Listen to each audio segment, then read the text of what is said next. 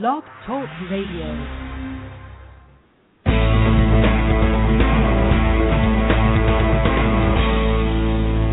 Welcome to Sex, Lies, and Consciousness with your luscious hostess, May Vu, broadcasting live every Monday at 12 noon Pacific Time. Hello, everybody. This is May, and I have such a wonderful special show today. I titled the show as Let's Get Fucked Up So That We Can Have Sex, because I recently got to talk to a girlfriend of mine, and she shared with me a very intimate details of what happened to her in the last couple of years, where she really got fucked up. I don't know what other ways to describe it, where she really explored her sexuality and got really drunk and using drugs and alcohol to have sex, to access her sex. And as I listened to her story, I just felt so much pain just witnessing her. So I asked her if she would be on the show to tell me her story, and she said yes. And then last minute she just couldn't do it. The guilt and shame of that was so much. So that got me really curious about what's going on here. And then I started listening, because I'm not a drinker. I take one drink and I get really dizzy and nauseated, and that's it. I'm done for. So I can't drink. And I learned to have sex just very sober and on my own. So it's fascinating to me to hear the other side of the story, where people, young, beautiful women who get really thrashed so that they can have sex. And then so I started asking around other girlfriends who, if they could relate to that story, and it turns out that this is like a very common experience out there in the dating world. So I asked another person to be on the show with me, and she's amazing and wonderful. And same thing, last minute she got really nervous and scared and couldn't do the show, couldn't really be that public with it.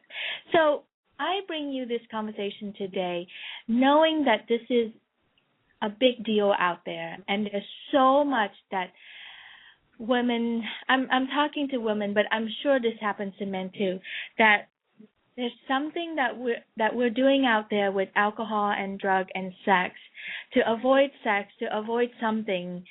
And so I am so fortunate to have with me Heidi today. And Heidi is older, and she's, as she's put it, she's got a few years away from that scene, so she's been sober for a while now, and she would love to share with us her journey, what happened, how did it get started, and all this stuff, so that we can play it frame by frame and really witness this journey of accessing sex through alcohol, and then what does it take to become sober and to move away from this and to heal ourselves around that. Heidi, welcome to the show, honey. Well, thank you very much, May, for having me. This is very exciting, and it's a subject that is totally, totally appropriate for now. And I want to jump right into it, because in preparation for talking to you, I thought, when did it actually happen with alcohol? I grew up in Germany, and alcohol is much earlier pervasive. And I think I remember that I started drinking when I was 13, when the first kind of sexual feelings awakened. And on the other hand, what the conversation was to me is like, you cannot get pregnant, and good girls don't have those kind of feelings. And so let me just grab that. So you actually started drinking because you were feeling the sexual arousing in your body, and it was conflicting with the messages that you were receiving. So you weren't even using alcohol to say yes to sex. You're just using alcohol to avoid your feelings about sex. Yeah, to substitute it. Yeah. To substitute at that time, because if we are unprepared for what's happening hormonally and the raging sex drive, then oh my God, how am I going to deal with this? So, right, and you cannot really act on it at that age, and so to me, that's what it was. It was a tranquilizer, in the beginning. And then as I got older, like 14 or 15, that pattern was pretty established already. But I started making out. I started making out with boys, and so we got really hot and heavy, and then we got drunk because that was the next thing. Then what happened though? I had my first sex with 18 or 19, and I was drunk, and I also for the first time got high because I just needed to overcome the inhibitions that were there, that has been built up from all the feedback. Don't get pregnant, don't get pregnant, don't get pregnant, And yeah. And I didn't. I mean, I had it all set up so not to get pregnant, but that didn't mean that emotionally or physically I was ready to enjoy sex with my partner. Right. So sex was equated to pregnancy. It wasn't about your exploration or your right to have sex or your growth. I know I'm saying the obvious, but I'm just having this surreal moment of going, oh yeah, that's what we do to our teenagers, don't we? I mean, we still do this, right? Yeah, we absolutely. About sex, and immediately we tell them, don't get pregnant, rather than really pausing and saying, wow, it's time, and this is a big thing, and, let me help you with the emotional and all that stuff around it. No, it's about pregnancy. Yeah, and what I realized lately in reading about something is the gap between having our first sexual arousal and desires and being able to having sex that gap has gotten so much bigger. It used to be where you get your period, well, let's say with 14, and with 16 you were married. But now you get your period with 11, and you get married at 24, and imagine having to suppress that for such a long time, in not get pregnant rather than giving our teens birth control, Well, it's so funny you say that because I actually lived that life. I lived the suppression rule because I'm Asian and I was born Catholic and all this stuff and came straight from Vietnam, So I actually suppressed myself. I did not drink. I did not have sex. I did not make out until I was like 21 in college. I had sex the first time when I was 21, and I married my sex partner. I married my first love, and so I was very, very innocent and suppressed to survive that. Yeah. And then we get let loose towards each other. We get let loose and say, okay, now after you have all this suppression for all these years, now you're going to have glorious sex. It is going to happen. It's not going to happen because what else comes in is like, so let's say I didn't come, I didn't have an orgasm, and then I didn't, and then because all these layers and layers and layers of guilt and shame and suppression, and then I thought, well, it must be me, something wrong with me, I must be too fat, right?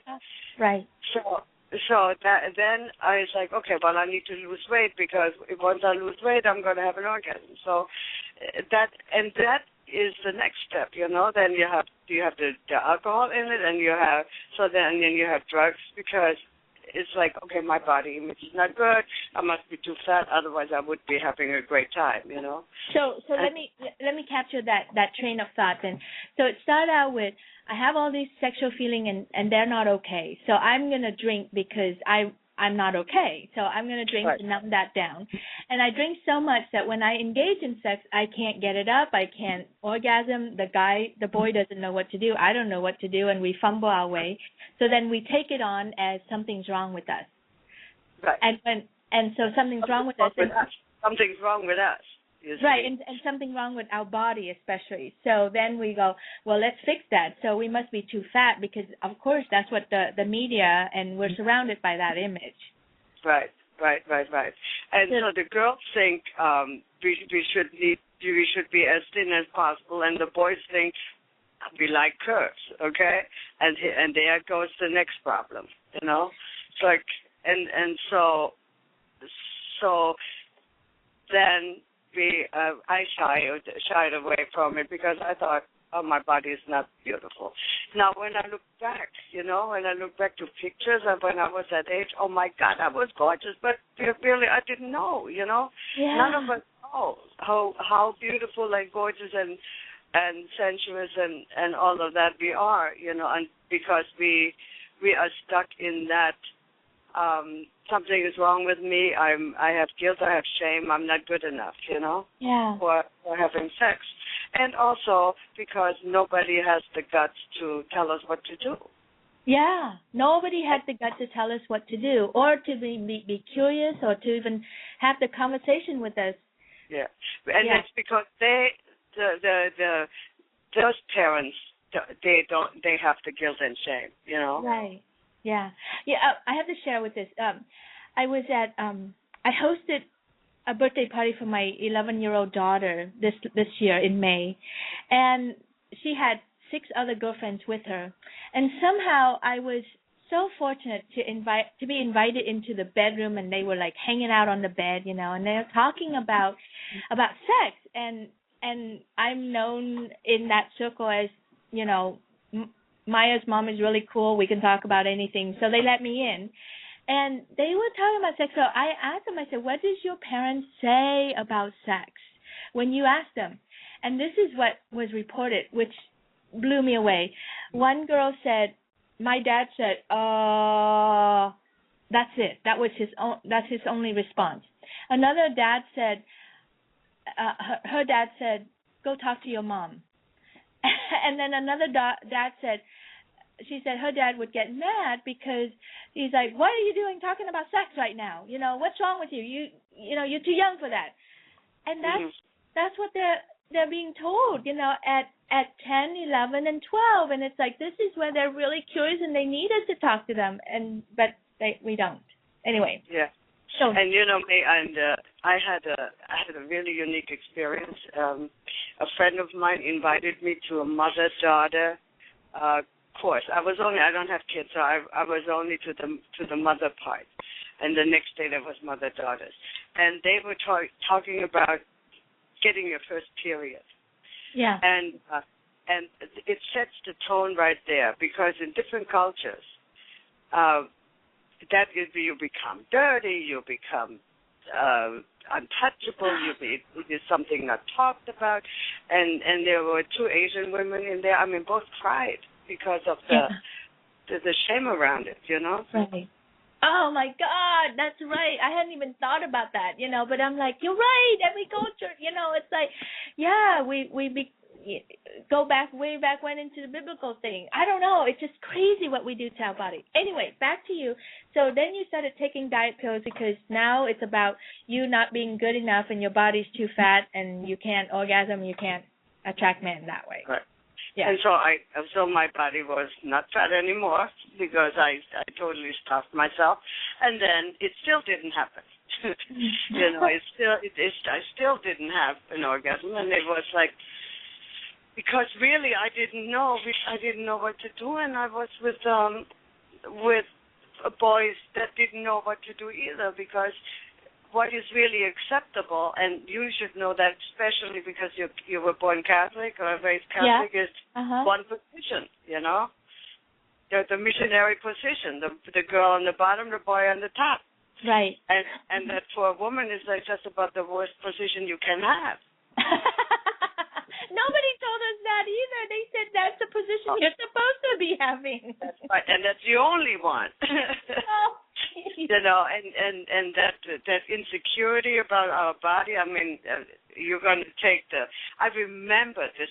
I was just so frustrated for so long, and then one time I just took charge and went on top, and oh my God, a whole new world opened. But you know what? It wouldn't have happened if the level of frustration wasn't so high that I said, there's got to be another way. But you know what? That's fascinating that you said that, because that I remember when I got on top, that was really hard because I had to face my desire and my shame around that, right? When I'm on the bottom in the missionary, then I'm just being done to, and I'm just gonna lay there and take it. Yeah. In a good way, not right, but at least I don't have to own my sex. But when I'm on top, I'm in control, and I got to move my bottom there. It's just yes. Yeah. So. And you're also seen. You're also seen. Your body is seen. Yes. Right. You have to show your body rather than being covered by the boy. Right. So did you continue to drink? Did your alcohol intake increase at that time, or? I continue to drink. Yeah. And that one, it was just really by itself. That particular instance was a breakthrough. But and it took a long time. And I mean, I was in my 20s for that. Yeah. So I continued to drink. I continued not to have the confidence. And the other thing is the part of it is a boy has to, or a young man has to accept that, that they're not the ones in charge, that they're not making you come unless you're on top or something like that, right? Yeah. Because they're tried, what they are taught is, I have to make her come in with the missionary position, Right. Right. So even if you were liberated, you can slide right into the slut part, Yeah. Oh. I love it. Liberated, slide right into slut, right next to each other. They live next door to each other. Right. There you go. Because and especially at that age, when emotion is still, or fairly untouched, is still something that is supposed to be desirable. Yeah. So before you get married. So then, were people in your 20s, were your friends just as drunk, just as abusive? When do you use alcohol to abuse sex? I think it's just part of it. I think people go out and then they get drunk and then they go home and have sex. That's basically it.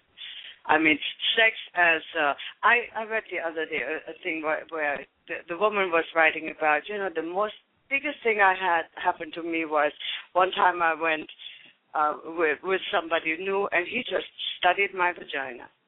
That was the first thing. And if you're drunk and you're sort of like going home and just having sex, you don't even look at each other's body. You're just like, okay, let's try this. Yeah. Let's get it on. Let's get it over with. But the ease and effort, or the effortlessness of lying there and studying each other's body, that doesn't happen with alcohol. Right. That's one of the reasons why I don't do alcohol too, because I'm like, how do you function? Because when I have alcohol in me, I'm not the same. I'm loony. Now I'm all about, oh my God, my head hurts, or oh my gosh, I'm spinning. I can't find the ground. Right. And so a lot of it is pretending, Oh, pretending to have sex. Great. You're pretending to have an orgasm, Okay, let's get it over with because I can't feel anything. I'm dead from the alcohol, Yeah. Certainly I went through that, Right. So then how long did this last? How long did you need? Did you get to a point where you need alcohol to have sex, and then how long did that last? It lasted till my 30s. Wow. And then I said, if not now, when? And I quit. So was there an incident or a series of incidents that got you to a place of like saying, this is not working for me, and I got to do something differently? Yeah, that didn't have anything to do with sex. It just had to do with drugs and alcohol. I passed out at my birthday party. I woke up the next morning and said, there got to be something wrong here. And then I quit that. And, if you quit, if you have an alcohol issue and you quit, it takes you a while. I mean, it takes you a while to feel anything, really. Because all these emotions, all the guilt and the shame and all this stuff that you stuff that I stuffed down, that we stuffed down with alcohol and drugs, are coming out. Yeah. So you don't have really much of anything, any desire, and only until you get healthy are you able to then even deal with anything else. So that's at least that's to me. And then and so then I took a couple of years, and then I started having really raging feelings. But you know what? The thing is, the environment doesn't change. Yeah. And what do you mean by having raging feelings? Raging feelings of what? Oh, desire, horniness. Oh, wait. So you stop drinking, then you realize that you have been numb for a long time, and then as you sit through all that, and then you realize you have a lot of pent-up emotions and everything underneath there, and then you have to deal with those. And then through that, then you finally got to a place where, like, oh, my gosh, I have a lot of desires and a lot of sexuality in me. Yeah, right. But the big gap is still about what are you going to do with it with another person, because they don't know either. Just because we have it now doesn't mean that we know what to do. So then it was that journey that is like, that is when I got really clear about shame and guilt.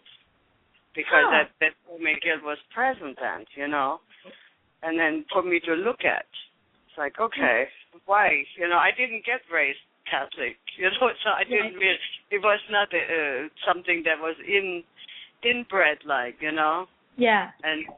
And so I was able to start experimenting, and but it's not the society still doesn't encourage that. So it does not necessarily mean that you then have good sex, Yeah. So let me pause you there. Let's take a quick break, and then we'll come back and talk about the road to sober. To being sober, the road to having good sex. What does it take to have good sex without the use of alcohol and all that stuff? Cool. Is your marriage or relationship in crisis? Where one partner wants to expand into their sex and bring scary changes to the relationship, while the other partner is dug in, protective, and saying, no way in hell is this going to happen. May knows this place well, and she can help both sides. She is truly amazing. Learn more about her specialty, crisis coaching for couples and individuals, at sexliesandconsciousness.com. Hello, everyone. We're back, and today I have with me my friend Heidi, who is so passionate about sharing her journey of, I guess, growing up with her sex and her relationship with sex through alcohol, using alcohol, and then drugs, so that she can access her sex, and then got all confused and lost in there. And then now we're about to talk about how do you get yourself out? How do you get help? Where to next? So how did you get help? Well, the help. It was really a development, really. When I became clean and sober, it got clear to me that it was ultimately it becomes a liver problem. Okay, at the beginning you start with alcoholism because of other reasons, but then it sort of feeds on itself. So when somebody told me, hey, you know what, if you have a blackout, that means your liver is getting weak, I quit. Oh. So and then I did the Landmark Forum, and I got rid of a lot of non-working habits, okay, and started looking at myself, and then I just... Hey, wait, let me slow you down for that one. What was it like for the first time when you publicly owned that you have been lost in this world, and and all that shame and guilt and all that stuff. What was that like for you? Well, let me think. I think it was in the beginning. In the beginning, it was very difficult because it's very difficult to face that clean and sober. It's like looking at, oh my God, what did I live? Because also with alcohol, you think you're making a fool out of yourself. You say things you don't want to say and do things you don't want to do, and all that came out, and then that had to be processed. It took me 2 years. And then it became like, okay, I have to start living, I have to start seeing this, and I have to start having a nice relationship. And so I didn't necessarily have fun because you have to, what we don't look for because of that guilt and shame is we have to have that spark, You're not attracted to everybody. The sexual attraction, that spark is not that common, and so we don't. So a lot of times, we choose a partner when we're still drinking. Yeah. And then, and then you wake up and you are not really attracted, and so because that spark that is based in reality. There's some people I get totally turned on, and then the majority is like, no. And I don't know what that is, I don't know. Right. Where that is and what that is, and so here we are with a partner that's sort of like so-so, and then it becomes perfunctory. But for me, that's how it was. Yeah. In a lot of ways. So I only would say in the last 10 years is where I really started owning it. Look, I look good. Life is now. Let me see what makes me feel good, and ask for it and overcome that barrier of, asking for it, because people just think they would rather fall into an abyss than say, oh, I like this. Yeah.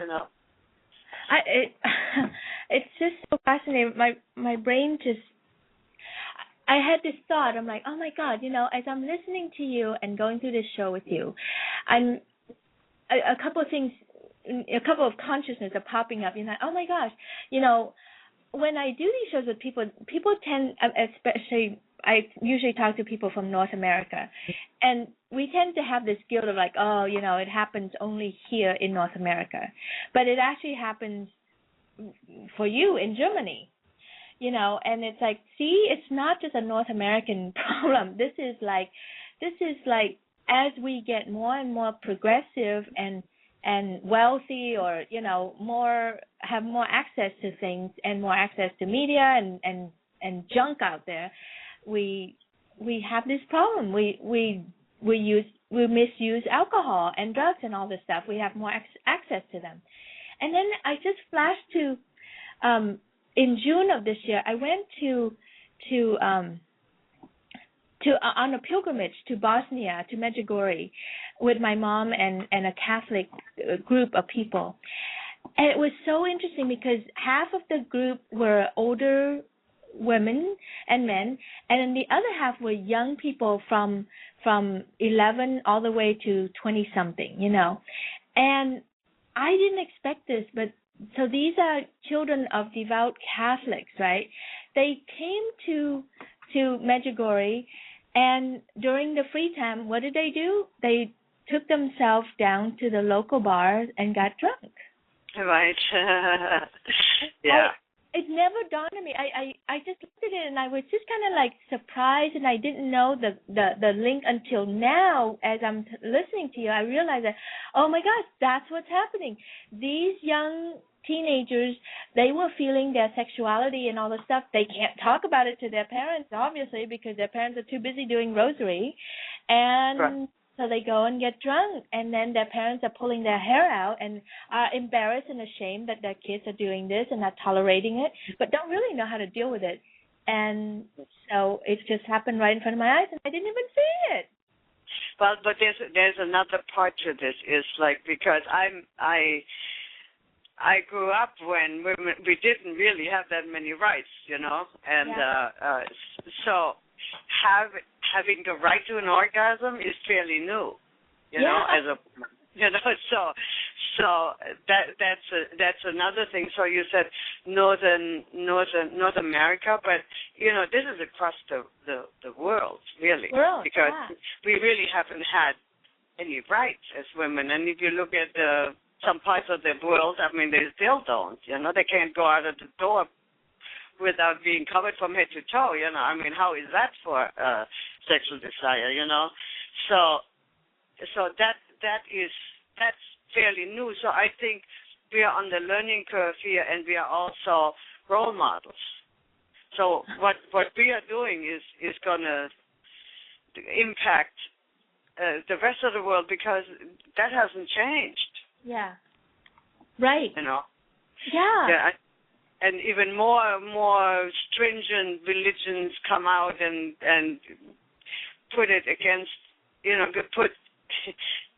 it's very easy to control people through their sex drive, and that's what it boils down to. You know, it's control. If you make a sex drive dirty, shame and guilt, you have somebody under control all the time, because the sex drive and the desire and the guilt over it is constantly in conflict. Yeah. Wow.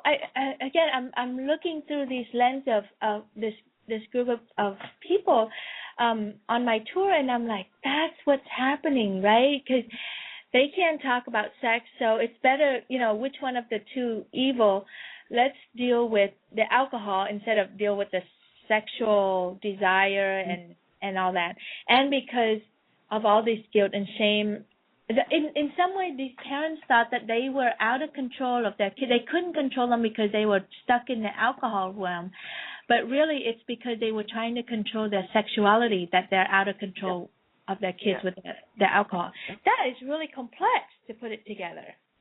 Yeah, absolutely. And then I think in the 20s, when we turn into the 20s, and where we are finally supposed to then be liberated and have the right to the sex drive, and it doesn't happen. Yeah. I think that's where all this anger and rage is coming from. Right. You know, that people have in the 20s and kill each other and do all that stuff. I think we're ripping people off and ourselves off of something that has been really given to us as a wonderful, wonderful gift. In body, and making it dirty, and that is creating a lot of stuff. It's creating just horrible feelings that people have about themselves, and it comes out in various pathological ways in a lot of places, you know. Yeah. So let's look at this thing. So what I want to ask the question, and I don't know if either one of us have the answer, but I have been wrestling with this because my daughter is 11, and she's entering middle school, and I really have been looking at, like, how do I talk to her about sex? How do I encourage her to have her sexuality, and at the same time caution her about the act of sex because she may not be ready for that? And, you know, to pull those things apart with her so that she can have some kind of consciousness around this thing, rather than bumping along and, you know, falling to the same thing where, I can't ask my parents about sex, and pretending like sex doesn't exist. Yeah, which comes to the subject of masturbation, right? Yeah. I mean, you know, it's like in most parents cannot even say the word, you know. Right.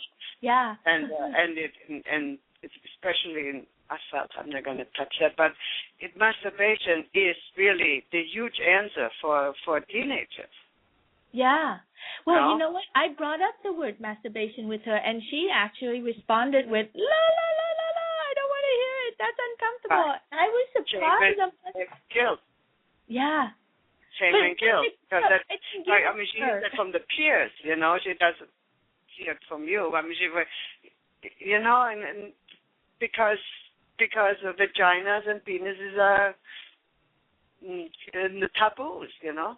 Yeah, well, she's seen my vagina since day one, and, you know, she's seen my period. She's seen everything. So I wanted her to like see those things as normal ever since she was a toddler, so that there's nothing to go ew about. You know, it's like, this is just normal. It happens every month, and it's a good thing. Believe me, it's a good thing, because you wouldn't be here if I didn't have that.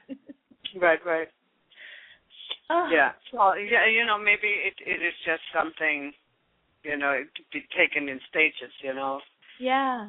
But I think that is a way to not have them come home pregnant, you know, because if you have some relief from a sex drive, I mean, then you cannot. And if we don't get raised as good girls, that's the other problem, you know. Good girls don't do this. Good girls don't think about masturbation. Good girls don't have any feelings, and that's what is rewarded with, especially with girls, you know. Right. And then they have some options. We have some options.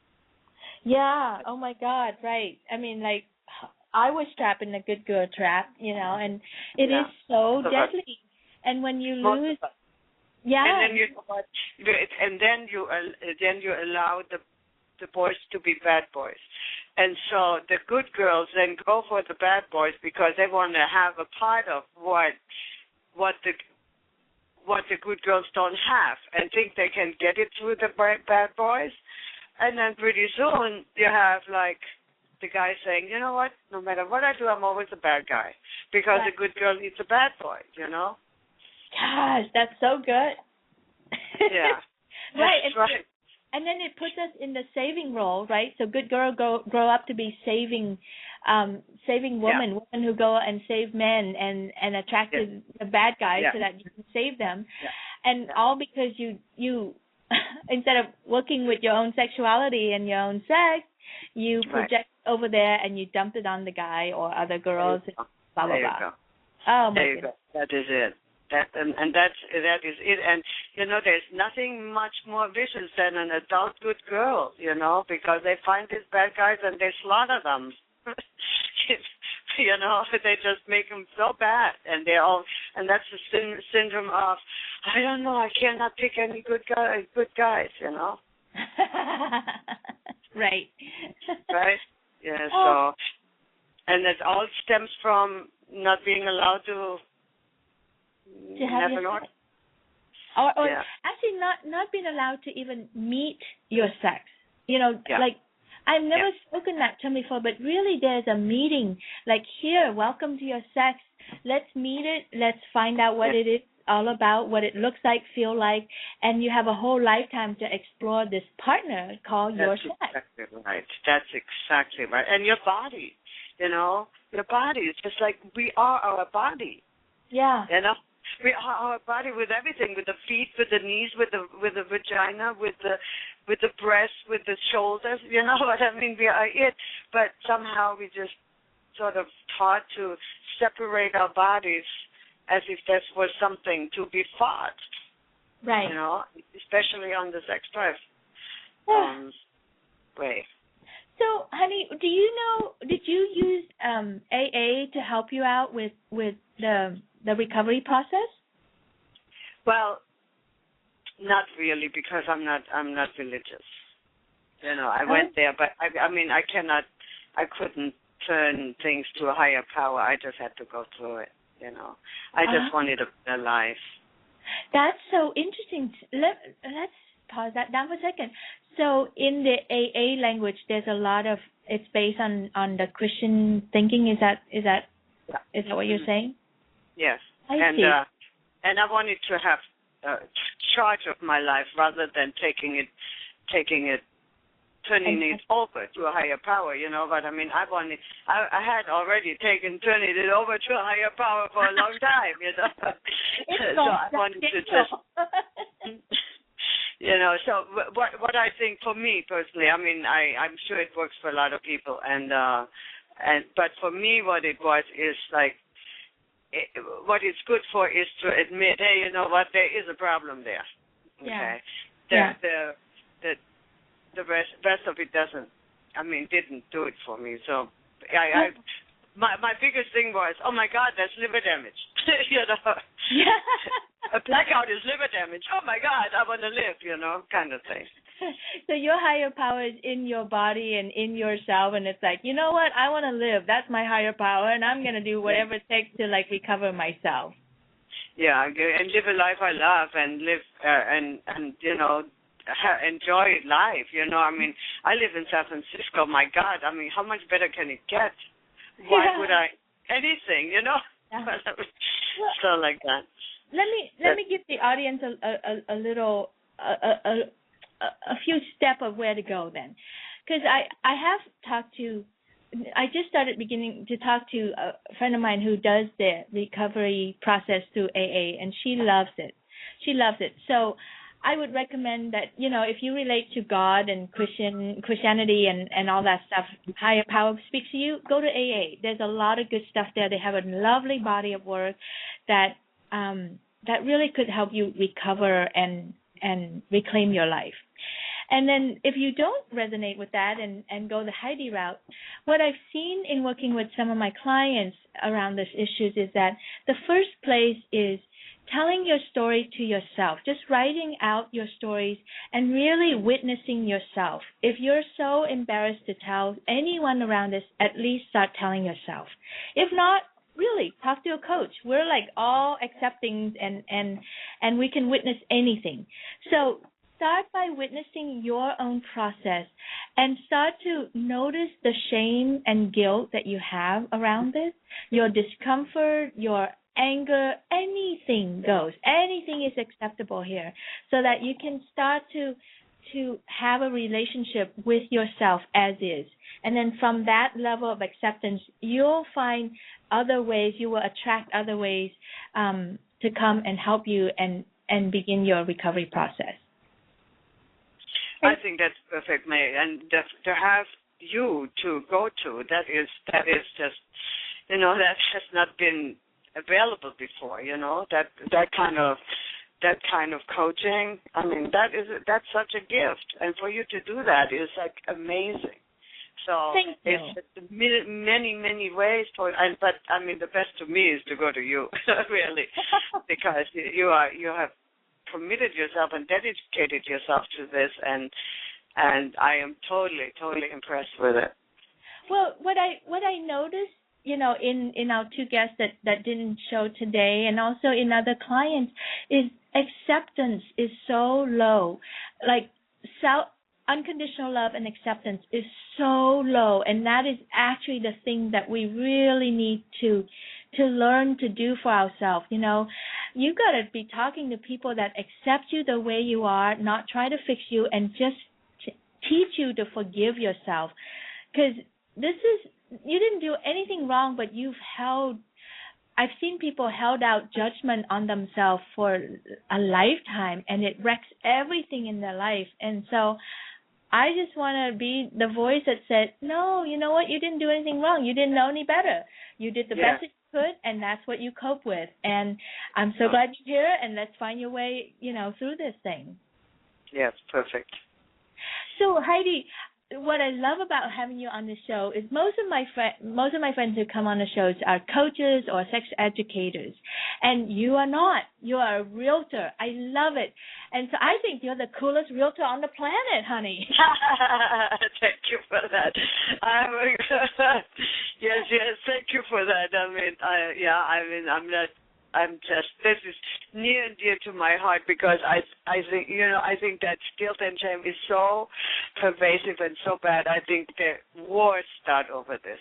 It's never talked about that, but I mean that the frustrations get channeled into destructive ways of being, you know, and for me to do that is like to try to contribute to people getting along and having a life that works for them instead of like killing each other. Well, what is so cool in listening to you and your thoughts today is I imagine you as a realtor that comes with so much depth and so much understanding of the human process and accepting of your own process. I mean, I wasn't kidding when I say you must be the coolest realtor in San Francisco, because you know, buying a house is just like dating. It's just like everything else that we do in the world, right? We run into ourselves. It's the same spot. It's not the same spot, but it also there needs to be a spark. It's That's just right. like when you meet a partner and it's like, my God, this is fabulous. And if it's somebody else has the spark too, it's the same with the house. You walk in and you go to the house and it's like, oh my God, this is home.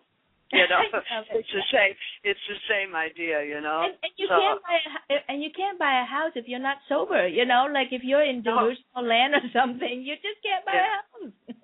Yeah, that's for sure. Tell them how they could find you, sweetie. What you say?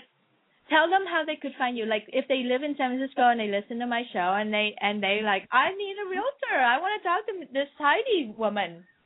Yeah, I it's much more than San Francisco. I work in the whole Bay Area, so my phone number is 415-722-2076, and I'll say it again, 415-722-2076.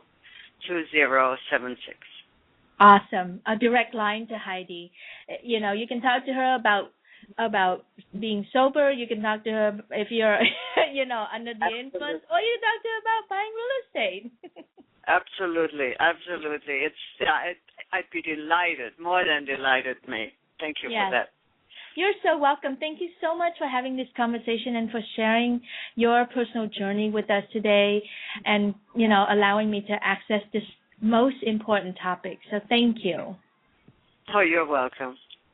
Take good care. Do you want more sex, lies, and consciousness?